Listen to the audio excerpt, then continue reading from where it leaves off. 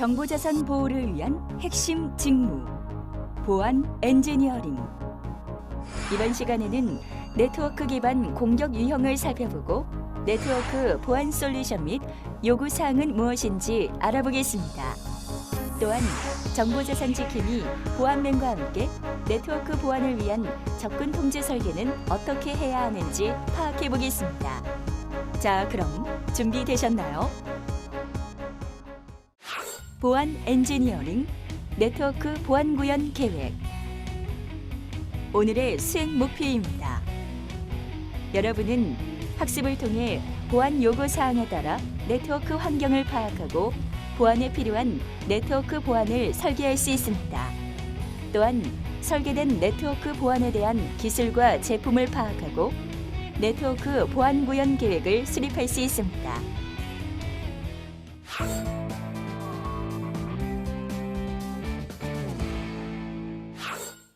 대한민국의 모든 정보 보안이 이루어지는 그날까지 여러분과 함께 보안 엔지니어링에 대해 알아볼 정보보안 지킴이 아나운서 박다은입니다. 이번 시간에는 여러분과 함께 네트워크 보안 구축 계획에 대해 알아보기 위해 전정훈 강사님을 자리에 모셨습니다. 강사님, 안녕하세요. 안녕하세요.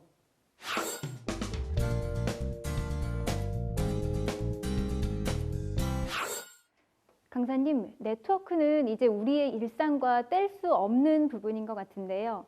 하지만 정작 네트워크 보안에 대해서는 크게 신경을 쓰지 않았던 것 같습니다. 네트워크 보안 왜 필요할까요? 네. 최근에 넷북이나 스마트폰 등의 다양한 모바일 단말 장비들이 이제 등장을 하고요. 이용 또한 이제 증가를 하고 있는데요. 내부 네트워크의 접속 방법이 이제 다양화되면서 외부에서 유선을 통한 접근을 제한하는 것만으로도 이제 내부의 네트워크의 안전성을 보장하기가 어렵게 됐습니다. 또한 내부 네트워크 내에서 새롭게 생기는 보안 위협들에 대해서도 대처하기가 좀 어렵게 됐습니다. 따라서 네트워크 접근 제어 강화와 비인가자 및 보안에 취약한 단말에 대해서 네트워크 접속을 원천 차단할 수 있어야 되겠습니다. 그리고 이제 사내에서 보안에 필요한 정보를 수집하기 위한 IP 사용 추적 통제, IP 사용 저장, 정보 저장 및 이력 관리를 통해서 모니터링 및 통제가 필요하다 할 수 있겠습니다. 따라서 사용자 접속 제어로 네트워크 보안 시스템이 구축되고 네트워크 위협 경로를 차단하는 이러한 정책들을 통합 관리할 필요가 있겠습니다. 그렇군요. 앞서 말씀해 주셨듯이 모바일 기기들이 다양해지고 있잖아요. 그럼 앞으로의 네트워크 보안은 어떻게 발전시켜야 할까요? 네. 기존의 웜이나 바이러스 등의 침입을 막기 위해서 네트워크의 보안 방식은 내외부 네트워크에 경계에서 방화벽이나 침입 탐지 시스템, 침입 방지 시스템과 같은 솔루션들을 갖다 설치하는 것이었습니다. 그러나 이제 발전하는 유무선 네트워크의 기술과 단말기의 다양화 때문에 이제 기업 비즈니스 환경에서 이를 좀 더 확대하면서 기존의 방식으로는 네트워크 보안을 유지할 수 있는데 이제 한계점에 도달했기 때문에 이러한 문제를 해결하기 위해서는 사용자가 내부 네트워크에 접근하기 전에 보안 정책을 만족하는지 여부를 검사하고 네트워크의 접속을 통제해야만 합니다. 그렇군요. 그럼 네트워크 보안 구현 설계를 위해서는 네트워크가 어떻게 구성되어 있는지부터 알아야 할 것 같은데요. 네, 네트워크의 구성은 계층별 모델로 설명할 수가 있겠는데요. 일반적으로 통신은 애플리케이션, 그다음에 컴퓨터, 네트워크 3개의 에이전트를 사용을 하고 있고요. 애플리케이션이라고 하면 우리가 매일 사용하는 전자메일, 그다음에 파일 다운로드 등과 같은 것이고요. 애플리케이션은 컴퓨터에서 수행됩니다. 또한 컴퓨터들은 네트워크에 연결돼서 서로 간에 네트워크를 통해 데이터를 주거니 받거니 하고 있고요. 네트워크 프로토콜은 컴퓨터 통신에 있어서 2대 이상의 컴퓨터를 통신하는 규약을 의미합니다. 네, 먼저 상위 계층이라고 불리는 것에 대해서 먼저 말씀을 드리면요. 이제 애플리케이션층이 제일 최상이라고 할 수 있겠습니다. 애플리케이션층은 사용자들이 OSI 환경을 액세스할 수 있도록 하는 것인데요. 그러기 위해서는 애플리케이션층 계층이 사용자가 통신에 사용할 프로토콜 타입을 결정을 하게 됩니다. 여러 가지 애플리케이션에 따라서 파일 전송이나 데이터베이스 접근, 전자메일 서비스에 알맞은 이런 프로토콜들을 제공을 해줍니다. 두 번째로는 프리젠테이션 계층인데요. 애플리케이션 계층으로부터 전해진 다양한 데이터 타입을 전송 형식과 무관한 구문의 형태로 변환을 하고 암호화 기능을 갖다 수행을 합니다. 세 번째, 세션 계층인데요. 이 세션 계층 같은 경우는 데이터와 서비스를 교환하려 할 때 애플리케이션과 프로세스 간의 접속 설정, 관리, 종료에 관한 제어를 하는 계층입니다. 그 다음에 네 번째로는 전송 계층이 있는데요. 이 전송 계층은 데이터 전달과 접속에 신뢰를 주는 곳으로 데이터를 보내는 곳과 받는 곳 사이에 에러를 복구하고 흐름을 제어하는 기능이 주된 기능이라 할 수 있겠습니다. 이러한 기능은 다음에 소개될 네트워크 계층과 유사하지만 전자는 통신이 이루어지는 처음과 끝 시점에서 데이터 전송에 관한 이야기이고 후자는 하나의 전송된 링크에 관한 관리 기능을 제공하는 데 차이를 두고 있습니다. 그러면 하위 계층으로 분류하신 네트워크와 데이터 링크, 물리 계층은 무엇을 말하는 건가요? 네, 우선 네트워크 계층은 경로의 선택과 중계 기능을 추가로 수행하고 있습니다. 그리고 데이터의 전달 기능을 향상시키기 위해서 데이터의 크기를 알맞게 나누는 일을 수행하고 있습니다.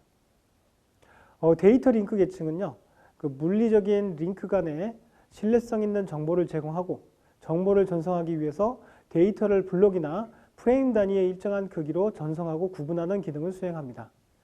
이렇게 나뉜 프레임들은 순차적인 번호를 부여받게 되고 목적지에 도착했을 때 에러 검사와 순서 기능에 사용됩니다. 마지막 맨 하위 계층 중에 하나인 물리 계층은요, 비트 레벨의 통신에 관심 있는 계층입니다. 전송 매체 사이에 인터페이스를 정의를 하고 데이터 링크 계층과의 기계적이고 정기적인 기능에 문제가 있는지를 확인하는 기능을 수행합니다. 네, 설명 감사합니다. 우리가 흔히 사용하는 네트워크가 이렇게 복잡한 구성을 지니고 있는 줄은 몰랐는데요. 강사님, 그러면 이러한 네트워크에는 어떤 종류들이 있을까요? 크게는 5가지 종류로 나눠볼 수 있는데요. 첫 번째는 이제 근거리 통신망이 있고요. 일반적으로는 이제 랜이라고 합니다. 그 다음에 이제 도시 간의 통신망인 맨이 있고요. 그 다음에 광대역 통신망인 웬이 있습니다. 그 다음에 개인 통신망인 PAN, 팬이 있고요. 그다음 마지막으로는 이제 부가 가치 통신망으로 나눠볼 수 있겠습니다. 네, 지금까지 네트워크의 종류에 대해서 알아봤는데요.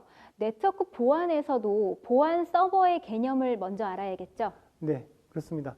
보안 서버란 인터넷상에서 개인정보를 암호화해서 송수신하는 기능이 구축된 웹사이트를 의미합니다. 보안 서버는 독립적인 하드웨어를 따로 설치하는 것이 아니고요. 이미 사용하고 있는 웹서버에 인증서나 암호화 소프트를 설치해서 암호화 통신을 지원하는 것을 의미합니다. 인터넷상에서 송수신되는 개인정보의 대표적인 예로는요, 로그인 시 아이디나 패스워드, 회원가입 시의 이름, 전화번호, 그 다음에 인터넷 뱅킹 시에 사용되는 계좌번호, 그 다음에 계좌 패스워드 등이 있고요. 암호화되지 않은 개인정보는 해킹을 통해서 유출될 가능성이 높기 때문에 심각한 피해가 초래될 수도 있습니다. 보안 서버는 이러한 위협들을 방지하기 위한 방법 중에 하나로 개인정보를 암호화해서 송수신함으로써 이런 유출의 위험으로부터 예방을 할 수 있는 부분이라고 할 수 있겠습니다. 그러나 보안 서버의 구축 및 운영 방법은 업체에 따라서 많은 차이점들이 있기 때문에 잘못된 보안 서버의 구축 및 운영은 개인정보의 유출을 초래할 수 있는 하나의 문제점이 될 수도 있습니다. 이미 앞에서 말씀드린 바와 같이 보안 서버는 정보 유출 장비 또는 위조 사이트 방지를 위해서 꼭 필요한 사안이라고 할 수 있겠습니다. 강사님, 서버가 공격을 당하듯이 네트워크를 대상으로도 공격이 이루어지는 건가요? 네, 그렇습니다. 우리의 환경과 각종 정보들은 모든 네트워크에 연결되어 있고요.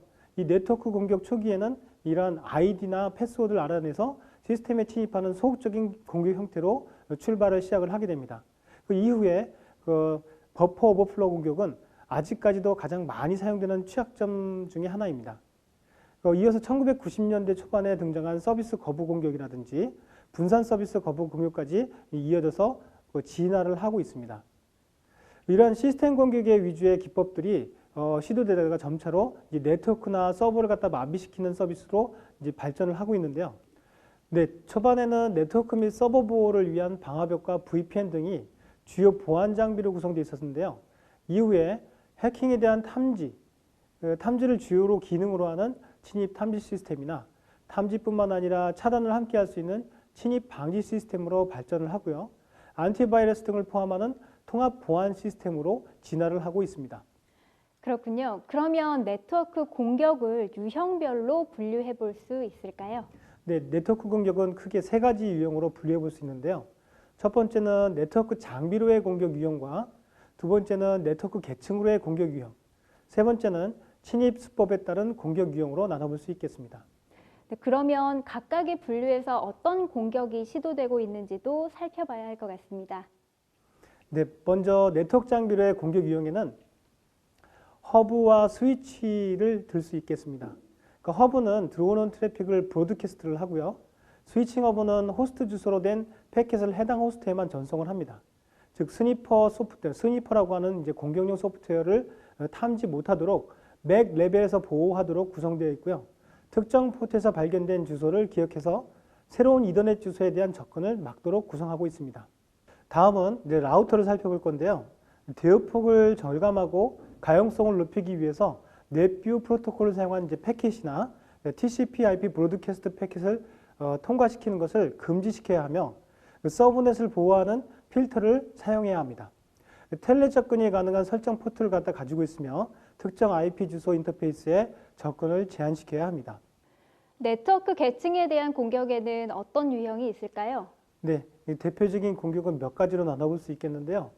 그 중에 첫 번째는 이제 ARP 스푸핑이라는 게 있을 수 있고요. 그 다음에 도스 공격이라고 해서 Denial of Service 공격이 있습니다. 그 다음에 세 번째로는 이제 분산 공격이라고도 하는데요. DDoS, 그러니까 즉 분산 도스 공격이죠. 이런 공격으로 이제 나눠볼 수 있겠습니다. 최근에는 이제 디도스 공격이라고 이제 불리는 아까 말씀드린 분산 공격 같은 경우는요. 민간 기업이나 공공기관 시스템에서 실행되고 있지만 해커들은 대학 네트워크의 개방적인 분산 속성 때문에 대학 네트워크를 실행 사이트로 주로 사용하는 경향이 짙어지고 있습니다. 이러한 디도스 공격은 TCP 싱크 플러딩 공격이나 UDP 플러딩 공격, ICMP 에코 리퀘스팅 공격, 그다음에 ICMP 브로드캐스트 공격 등의 형태로 나타나고 있고요. 이러한 공격을 수행하기 위해서는 다양한 툴들이 제작되고 있습니다. 그렇군요. 또 어떤 유형들이 있는지 이어서 설명 부탁드립니다. 네, 네트워크 계층에 대한 공격으로 다양한 방법들이 시도되고 있는데요. 여기서는 이제 간단하게 그 명칭들만 먼저 한번 살펴보도록 하겠습니다. 일단은 ICMP 패킷을 이용한 핑 오브 데스가 있고요. 그 다음에 싱크 플러딩, 그 다음에 보인트, 봉크, 티어드랍과 같은 프래그멘테이션의 일종인 이런 공격 등이 있습니다. 그 다음에 이제 송신지 IP 주소와 수신지 IP 주소를 갖게 하는 랜드 어택이 있고요. 그 다음에 스머프 어택, 그 다음에 프래글, 그 다음 프래그멘테이션, 그 다음에 ARP 스포핑 같은 이제 공격들이 있겠습니다. 정말 다양한 공격 유형이 있는데요. 그런데 이런 공격은 어떤 수법으로 시도되는 건가요? 네, 이제 침입 수법에 따라서 공격 유형들을 또 분류해 볼 수 있는데요. 먼저 신분 도용입니다. 그러니까 일반 사용자의 권한 획득, 다른 공격의 발판이 되는 공격으로 다른 사용자의 암호를 훔치거나 무작위로 시도하는 등의 방법 등이 있을 수 있고요. 그다음 믿고 있는 기계를 위장하는 것인데요. 목표물이 믿고 있는 기계나 그다음 네트워크로 위장하는 방법은 주로 옛날 버전의 이제 썬 워크세이션을 갖다 사용했을 때 이런 허점들을 이용한 것입니다. 그 다음에 이제 부당 도용이라고 하는 부분이 있는데요. 시스템의 보안 취약성을 이용해서 일단 공격하고자 하는 시스템에 대한 액세스 권한을 얻고 그 다음에 이 권한을 얻고 난 다음에는요. 이 공격을 시도해서 관리자의 권한을 얻으려고 하는 것입니다. 바이러스 중에서 유명한 트로이의 목마라는 게 있잖아요. 이 트로이의 목마는 원래의 의미처럼 침입을 뜻하는 것 같은데요. 네, 맞습니다. 그 트로이 목마는 대표적인 침입 수법 중에 하나인데요. 공격 프로그램으로 이제 트로이 목마나 뒷문, 흔히 이제 백도어라고 얘기를 하죠. 그다음에 이제 바이러스 등이 이에 속합니다. 좀 더 체계적인 공격을 위해서 공격 프로그램을 이용할 수도 있고요. 트로이 목마 프로그램을 갖다 심어두었다가 해당 시스템의 사용자 또는 관리자가 프로그램을 실행시키게 되면은 이제 암호를 빼내는 그런 공격들이 되겠습니다. 한번 침입에 성공한 시스템은 이제 여기에다 이제 뒷문, 흔히 이제 백도어를 만들어둬서 다음번에 또 공격자가 침입할 수 있도록 하는 수법이 있겠습니다. 또 어떤 유형들이 있을까요? 네, 시스템의 정상적인 동작을 방해하는 방법으로 서비스 거부 유형 등이 있는데요. 시스템의 정상적인 동작 방해 공격은 이제까지 공격이 주로 해당 시스템의 관리자 권한을 얻거나 해당 시스템을 파괴하는 것이 목적이었는데요.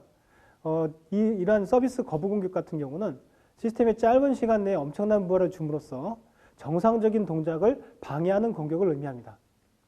이러한 공격의 유형 하에서 여러 가지 침입 방법들이 존재할 수 있고요. 그 중에 이제 침입자들이 가장 일반적인 침입 순서는 먼저 호스트의 침입을 먼저 하고요. 네트워크 프로그램이나 프로토콜 버그를 이용해서 관리자 권한을 획득을 하는 것입니다. 그 이후에 로그 감추기를 통해서 침입 흔적을 지운 다음에 이제 백도어를 설치해서 다음번에 쉽게 침입할 수 있도록 하는 그런 방법 순서를 갖게 되겠습니다. 배운 내용을 다시 한번 확인해 보겠습니다. 네트워크 장비로의 공격을 막기 위해 허브는 스니퍼 소프트웨어가 탐지 못하도록 MAC 레벨에서 보호하도록 구성하고 새로운 이더넷 주소에 대해 접근을 막도록 구성해야 합니다. 또한 라우터는 대역폭을 절감하고 가용성을 높이기 위해 넷 BUI 패킷이나 TCP, IP, 브로드캐스트 패킷 통과를 금지합니다. 침입 수법에는 신분도용, 믿고 있는 기계로 위장, 부당도용, 서비스 거부 등이 있습니다.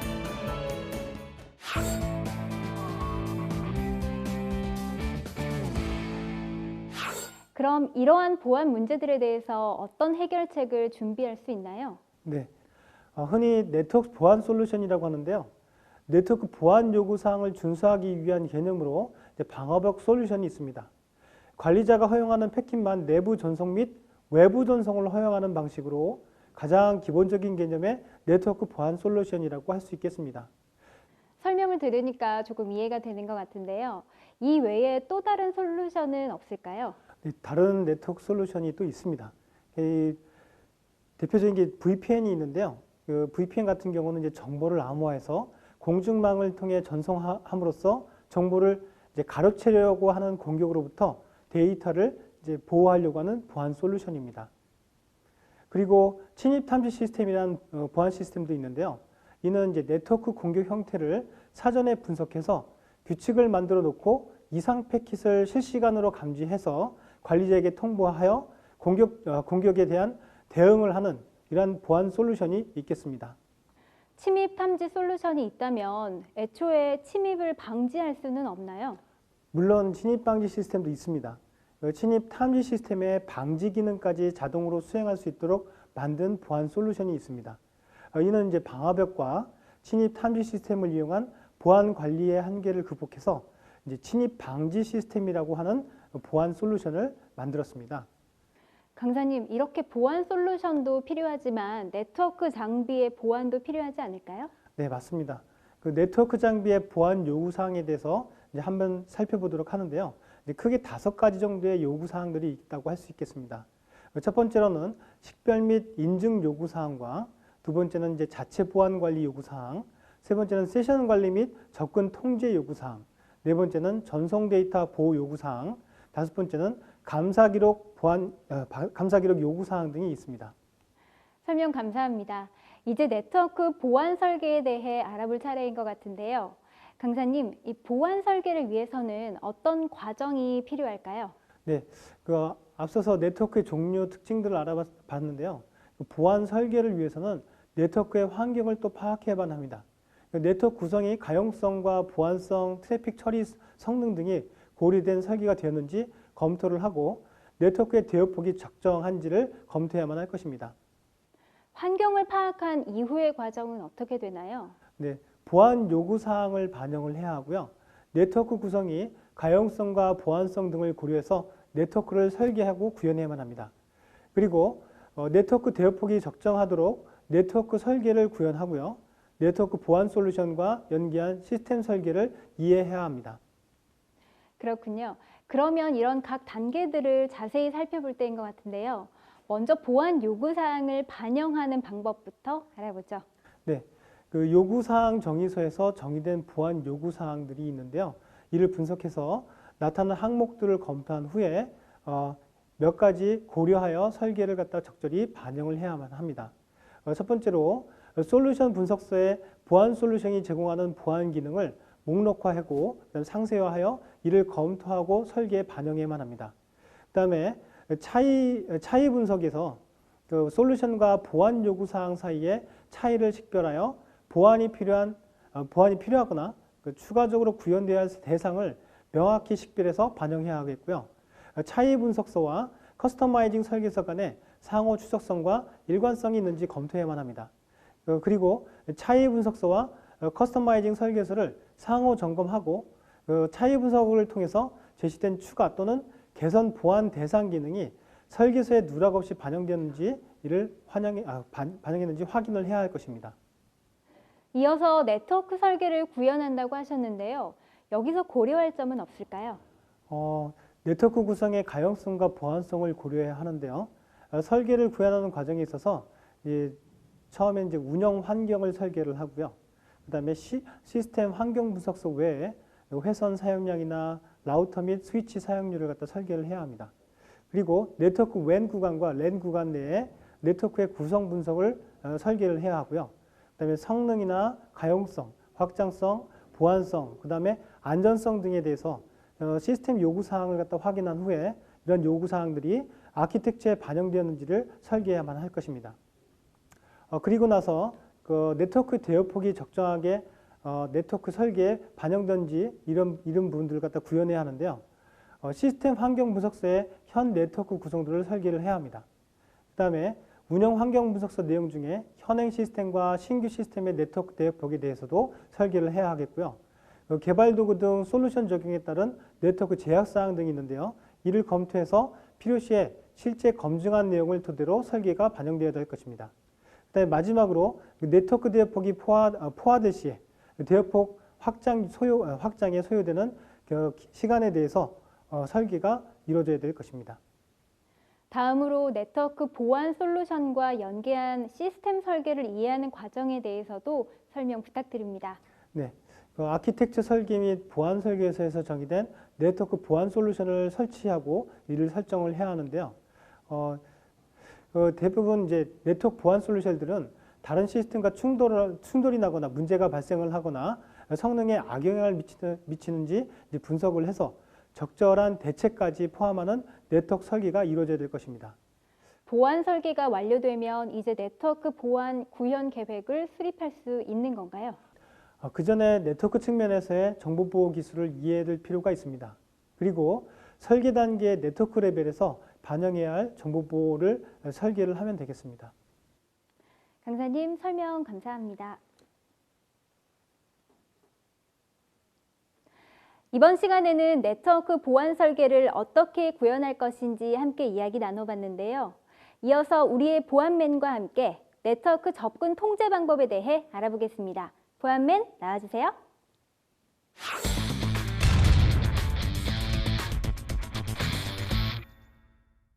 오늘도 열심히 일하는 우리의 보안맨.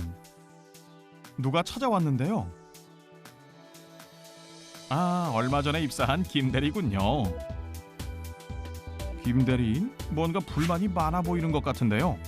무슨 일 때문에 그런 걸까요? 아하, 김대리의 사내 컴퓨터에서 사설 메신저가 되지 않아 불만인가 봅니다.